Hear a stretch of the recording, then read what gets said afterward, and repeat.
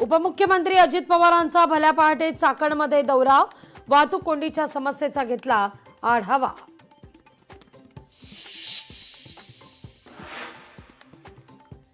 खालिद का शिवाजी हा चित्रपट प्रदर्शन महिनाभरासाठी ढकललं पुढे। चित्रपटाच्या प्रदर्शनाला माहिती आणि प्रसारण खात्याची स्थगिती।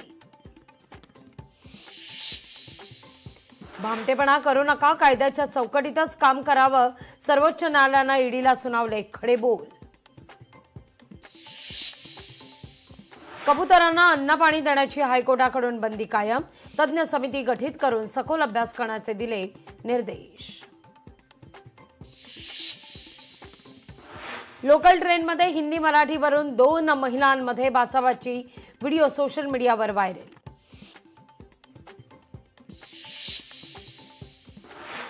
महादेवी हत्तीणी संदर्भातला वाद मिटला, नांदणी मठाच्या परिसरात आरोग्य केंद्र उभारू, राजू शेट्टींची माहिती।